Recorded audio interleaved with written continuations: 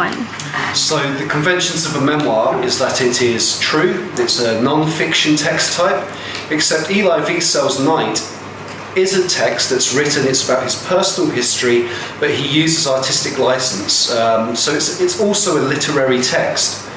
Now, some of the criticisms that you might see attached to Elie Wiesel is that he hasn't told a true story. And when you get into conversations like that, it becomes very complicated territory, because you're dealing with something which is one of the most appalling chapters in human history, and there is an overwhelming weight of evidence that the Holocaust happened. Except if you were to investigate arguments against the truthfulness of Elie Wiesel's testimony, then you would find on the internet, just like with climate change denialists, an alternative perspective on history. And I would like Miss Robertson's perspective about how leading historians such as, well, leading historian is a problematic term, an Oxford educated historian, so we would assume that he has great academic credibility. David Starkey, I'll post this link for you, but David Starkey was actually imprisoned for 3 years in Austria because he effectively denied the Holocaust, or denied the magnitude of the Holocaust.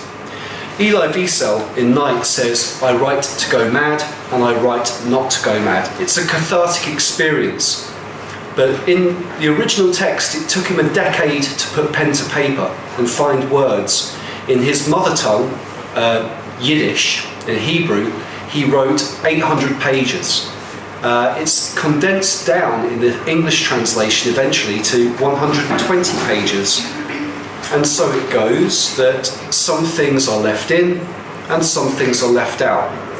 There are controversial details which people say, you can't have seen that.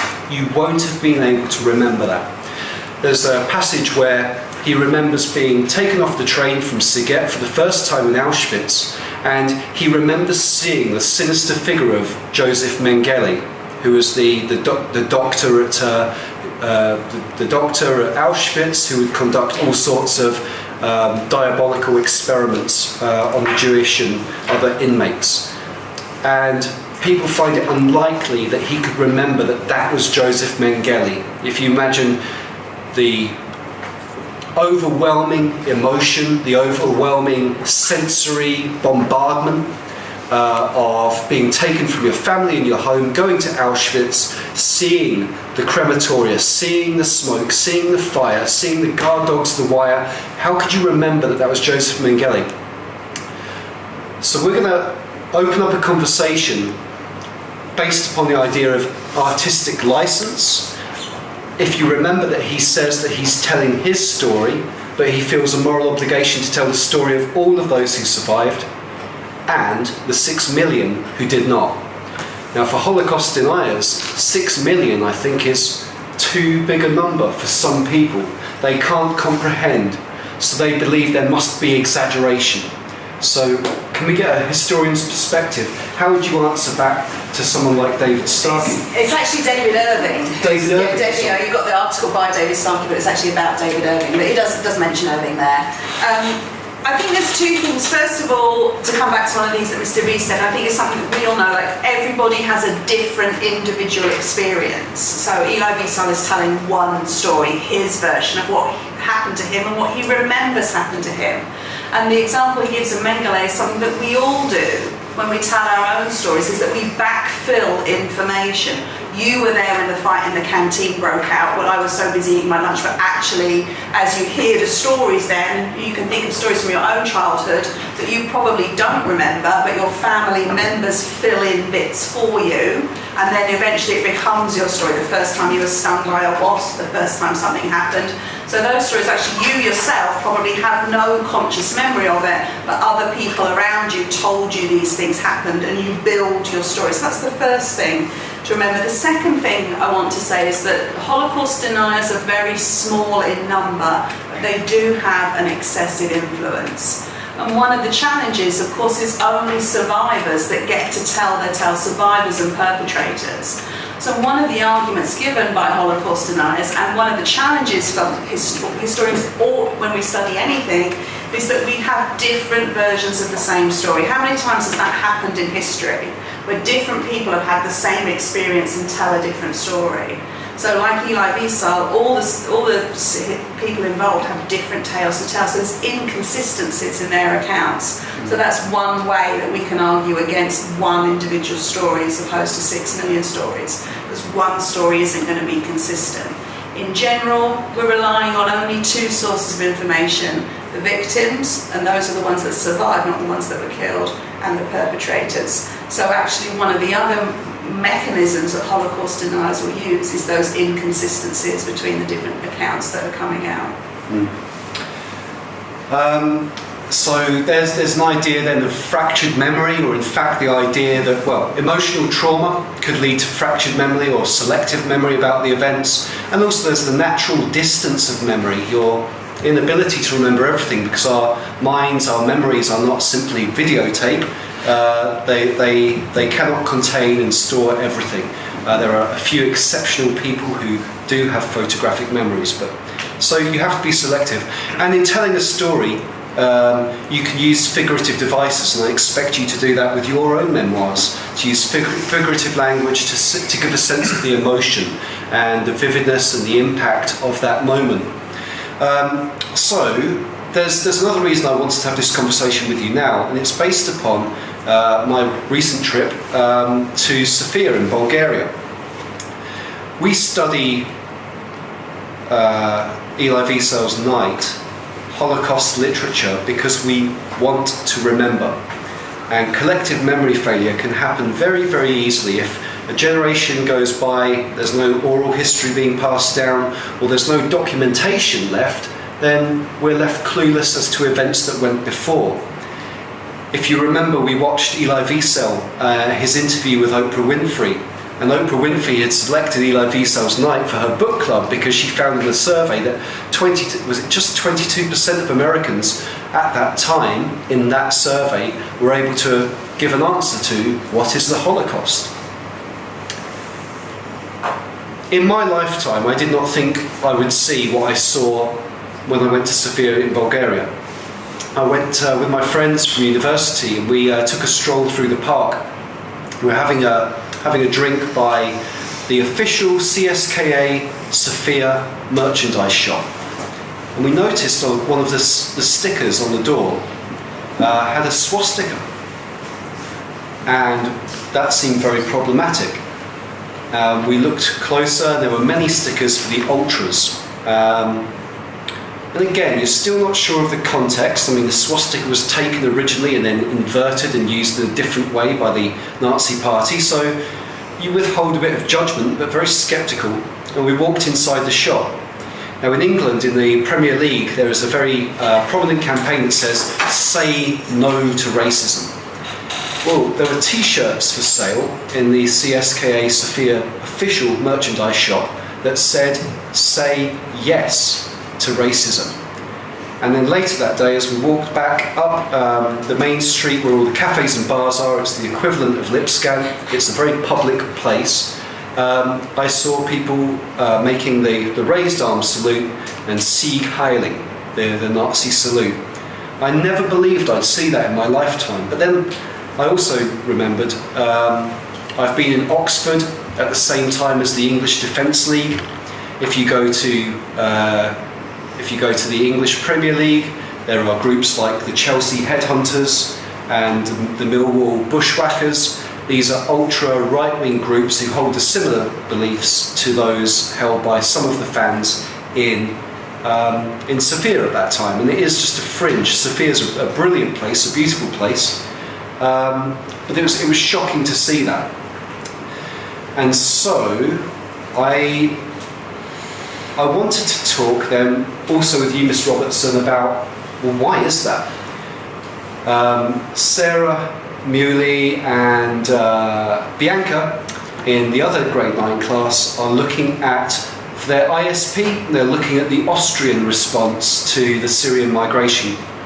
And it's a strong-handed response. Next door in Hungary, there's a particularly strong-handed response from the the party that's in power, Jobbik, are right-wing. And in Austria, there's a party who are in charge and they're right-wing. And I read a BBC article that talks about, is Europe lurching towards the far right? So I wondered if you could talk to us about what were the economic conditions, or what were some of the prime motivators for people to join the Nazi Party, to find the Nazi Party attractive, and why might we be seeing this phenomenon in Europe today? Well, there's a couple of things. I mean, we talked about that as well, didn't we, when we looked at the rise of the Nazis. Obviously, it was a real time all across Europe of unemployment. There were lots of economic problems. Germany was really suffering as a result of the First World War. But many countries were also, but Germany was also suffering from a trade boycott. So all of those things came together. And Hitler seems to offer, and the Nazis seem to offer, like a strong man alternative, like a solution to a lot of the problems. The humiliation from the First World War, high unemployment, high poverty. And Hitler is a very flexible, clever politician. He's a brilliant public speaker. So a lot of the things that he says are very simple and that they appeal to a lot of people. But so that's one of the reasons why, even though the Nazis win an electoral majority, they only have about 32, 33% of the vote. So only about a third of Germans actively vote for the Nazis, but the way the politics system worked meant that minority government was able in the next couple of years to become a dictatorship. So I think there's some of those parallels maybe. There's a lot of things going on with Syrian refugees at the moment, talking about the kinder transport, making comparisons there, and looking after people. But one of the perhaps reasons why the Holocaust is denied is something that you mentioned earlier as well, is to do with the language and the way that we talk about things. And a lot of the time the Nazis used euphemisms. What's a euphemism? Anyone know? You ask if you could go to the bathroom, or do you say, I need to go and do a wee? What do you say? What do you say? I'd like to go to the bathroom? Is that what we tend to ask in class? Yeah, so we use a euphemism. Okay, we use a more delicate turn of phrase because we don't want to upset people with our graphic biological functions. The Nazis do the same thing. So you're talking about using figurative language. The Nazis used euphemisms. When they talked about attacking Jews, they called it action. Oh, you look like you're inspired. When they talked about deportation, they called it resettlement. When they talked about special treatment, they were actually talking about killing people. So actually, one of the problems we have is that if you read some of the historical documents, it doesn't sound that bad. Being resettled doesn't sound as bad as being deported. So one of the problems that we can have as we look for evidence of the Holocaust is that actually sometimes the language is so euphemistic that we don't really know what happened. So that's another reason that people can downplay some of the horrors of Nazi Germany, because the written evidence isn't there. That rise of the far right, and this is one of the things that Holocaust deniers and right-wing people will try and do, is to try and lay down and try and kind of diminish that responsibility. Yeah. So I've got a picture here that I showed the other class. This one, it's hyperinflation in Germany. So you sometimes pay for a loaf of bread with millions or billions of Deutschmarks. Was it Deutschmarks? These were the old German marks. These are the imperial mark. But when people were mugged on the street, they would steal your handbag and tip all the cash out, because people were carrying around money in wheelbarrows. They were carrying around money in suitcases. I think I said to you guys before, if you went out for a coffee and you ordered a coffee, you had to pay when you ordered. You didn't pay the waiter at the end of your drink because the price would have gone up. So it was crazy. So paper money was worthless. So people's life savings were worthless, and people blamed the democratic government in Germany for their economic problems. And that's another reason why people looked to Hitler and the Nazis. Now, do we have conditions like that today? Well, for us here, we're all very fortunate, and there aren't conditions that are parallel to this today. I mean, in Zimbabwe, yes, but in Europe. But the 2008 economic crisis really did hit people. My own brother is still unemployed, and that's one of the fallouts. There's not the secure job markets that there once were. So, if people are hit economically, when we've done a lot of work about US primaries and political choice, well, one of the most fundamental, the imperatives you have is to put food on the table for your family. If you can't afford the food, if you haven't got a job, then you're going to you're going to feel anger or a sense of shame, a sense of loss or futility, and you might look for answers. And if you have an easy pick off the shelf alternative that gives you an answer, it gives you a blame figure as well, the fear of the other, then the far right can be a more attractive option. And we need to be mindful of that.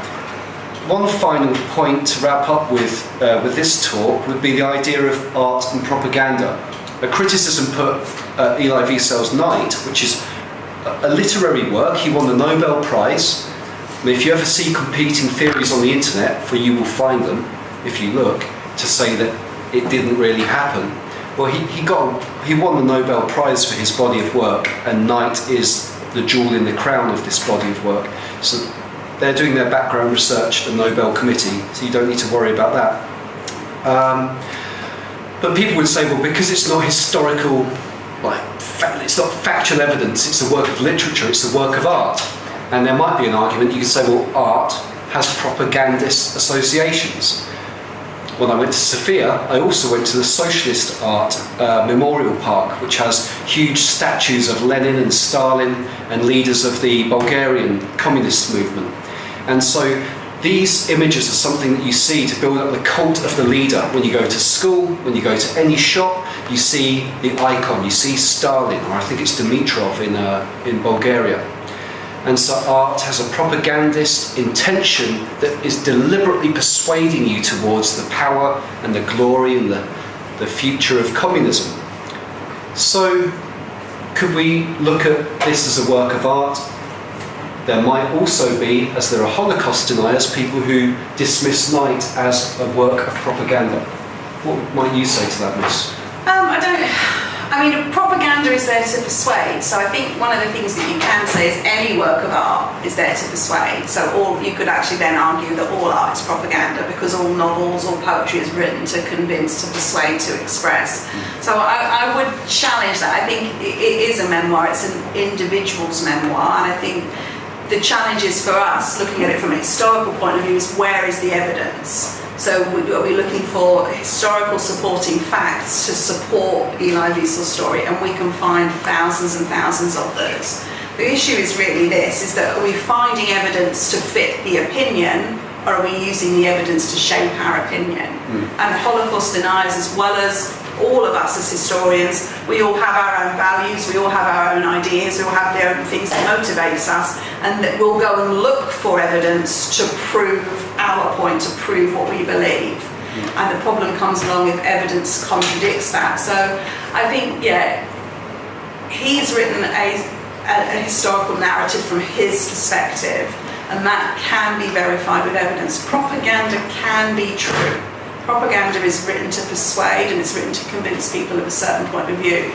We tend to dismiss propaganda. We tend to say, if it's propaganda, it must be based on lies. But propaganda can actually be based as much on the truth and on the historical facts. It's there to persuade and convince. Some of it is based on lies, but not all propaganda is a lie. So that's the other thing we need to be careful of, is that propaganda itself, something written to persuade, may also have an evidential truth at its base. Yeah.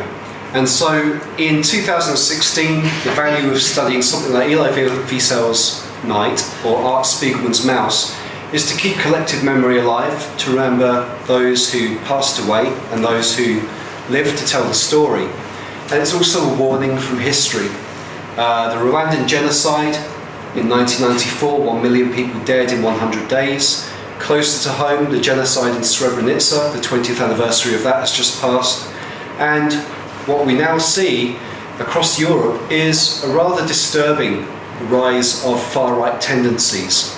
It's very difficult to approach and refute even a minority. When I saw those men Sieg Heiling in the pub, did I approach them and say, I think that what your opinions you hold are incorrect? No, I think I would have got beaten up. So, I avoided the situation. Now, that was a sort of a drunken, potentially violent scene, but I also urge you to think, what would you do if it's not as aggressive, but it's more a case of, okay, On this side, you're members of the Nazi Party. You're still a minority, but you are in government, and you hold. It's all right. Hear me out. You hold members' cards of the party, and Julia and Venla and Anna completely disagree with your values. Yet Julia's a carpenter, Venla's a shoesmith, and Anna is a textile salesperson. They want to trade, they want to live, they want to put food on the family's table in your town, but because they're not part of the group, they can't. And so it's easier to just join, it's easier to do nothing and say nothing. And it takes a lot of bravery. We remember people like Oskar Schindler as against the norm, people who put their lives at risk. And your own English teacher would really worry about what I would do. I would like to think I'd be the hero and stand up. But if you allow these kind of opinions to ferment, it becomes very hard to diffuse them and refute them. And so the best thing you could do, I think, is to try and be as well informed as you can, and to have strength in your own opinions, and let your instinct for justice and decency be the predominant narrative. Okay. I think we'll wrap that up there. Thank you very much for this, You're very Robinson, welcome. for coming in. Yeah. And we- Yeah, I just